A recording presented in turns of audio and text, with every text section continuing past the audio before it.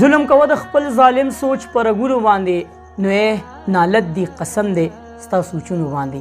تحصیل هډ کوارټر هسپتال تختوی کم چې د گنجۍ هسپتال په نوم باندې یادېږي ملګرو ډاکټر جانزیب صاحب کم چې سرجن دی هغه نه یو ډېر عجیبه کار کړی دی. کار یې څه کړی دی ملګرو؟ دې سیټ کې د تصویر تاسو ته ښکاري حماد چې 15 کاله عمر لري هغه خپلو والدینو راوستی او سنت له کله چې اپریشن ټیټر ته وردننه کړی دی ملګرو نو ډاکټر صاحب کوم چې ایکسپیرینس کړي ده ته به دا معلومات وو چېرې دا په کومه طریقه باندې هینډل کم زه دا په کومه طریقه باندې قلار کم نو هغه جړل ځکه ملګرو اپریشن ټیټر ته چې وردننه شي نو تاسو هسې سوچ کوئ چې د هغه به څه کیفیت وي چې اسپتال ته کله وردننه شي نو هغه جاړي هغه چغې وهي نو چې کله ته اپریشن ټیټر ته وردننه کړي نو چې د هغه به څه حالات وي نو چې کله هغه په جړا شوی دی نو ډاکټر صاحب مزغو کار نه دی کړی او په دې را باندې کړي دي د ده په دې مخ باندې د دې سپېړو دا چاپونه وګورئ ملګرو سوچ کوئ چې دا به څومره وهلی بیا د ده پلار ته زه سلام کوم چې دغه سرجن صاحب د ده په باندې کړي او دا پلار غریب ورته بېبس ولاړو ډاکټري چې کومه طبقه ده ملګرو نو زه یم دا د الله جل شانه له طرفه یو ډېر لوی انعام دی څنګه ملګرو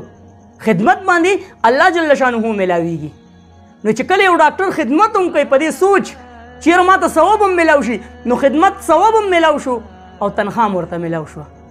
او د ایکسپیرینس کړي تعلیم به ماشاءالله ښه ډېر وي خو دا حدیث پې نه یې اورېدلی چې هغه انسان په مونږ کې نه دی الله جل شانه فرمایي چې کوم په باندې شفقت نه کوي او د غټو احترام نه کوي هغه کس په مونږ کې نه دی نو هسې تاسو ووایئ چې دا په مونږ کې دی چې دا باندې داسې قسم دود کوي او هسپتال نه خو د الله جل شانه مؤمن مسلمان وساتي دغه هسپتال ته ټول هغه خلک راځي چې هغه به چغې وي هغه به سورې وي هغوی ته به تکلیف وي ځکه هسپتال ته راځي څوک خو د خوند دپاره هسپتال ته نه راځي نو چې د یو ډاکټر مازغه کار نه کوي په هغه باندې د جړا بده لګي هغه دې بیا دا جاب نه کوي ایم ایس صاحب چې په دې کې کومه انکوایري کېنولې ده ملګرو نو هغه سره دا اختیارات نشته چې سرجن صاحب هغه معطل کی او د نوکرۍ نه ختم کی نو مونږ دغه ریکویسټ کوو ډي ایچ او او ډي جي صاحب ته چې دغه کس چې کوم دی دا معطل کا او دا ختم کا ځکه د ده په زړه کې رحم نشته د ده په زړه کې احترام نشته که ده باندې اوس انکوایري وشي او په ده باندې زور راوړی شي چېرې ته لږه ښه رویې اختیاره وه نو دا به څه کوي دا به د دغه جاب دپاره ښه رویې اختیار کړي خو د ده په زړه کې احترام نشته نو چې د یو انسان په زړه کې احترام نه وي نو مونږ ریکویسټ کوو چې دا دې ختم کړی شي ځکه حماد ماشوم سره وشو داسې ډېر واقع په دې سرکاري هسپتالونو کې زموږ د بچو سره وشو خو افسوس دا دی چې هغه خلک اوس هم په ډیوټۍ دي هغوی ته عبرتناکه چې کومه سزا ده هغه میلاو نه شوه او چې کوم سرجن صاحب دی نو هغه ته زه وایم چې ستا د بچي سره څوک داسې چل وکړي نو ستا به څه حالات وي ځه دا پردی بچی و خو په دم یو پلار دردیږي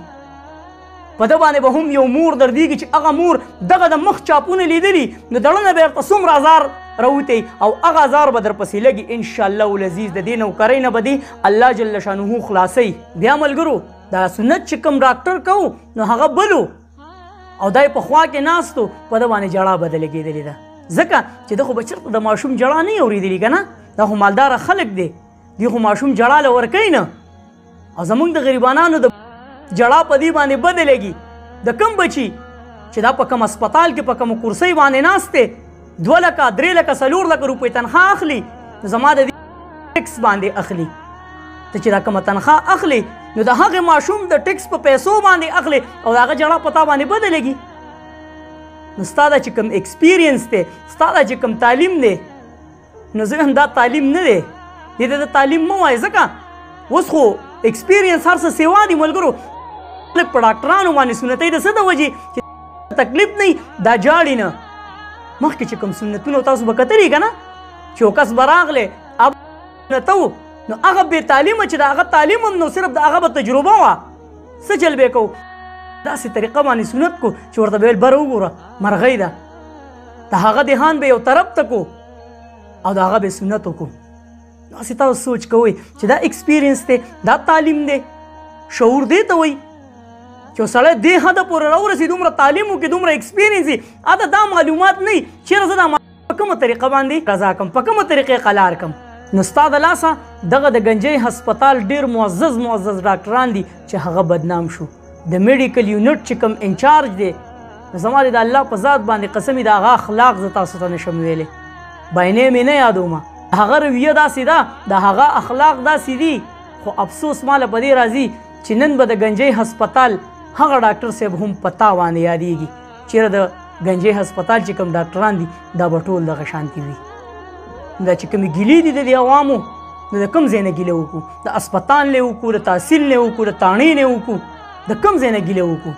خو کاڼې ځي او د یتیم په سر باندې لګي دا ویډیو لازمي مخکې شیر کړئ د آواز ورسوئ چې دا ډاکټر چې کوم دی دا ختم کړی شي چرته مې الله خاد آباد او خوشحاله ساته اخر کې واس پاکستان زنده آباد مسلمان زنده آباد تل دی وي آباد دی زموږ وطن پاکستان دی او مسلمان دی الله پامان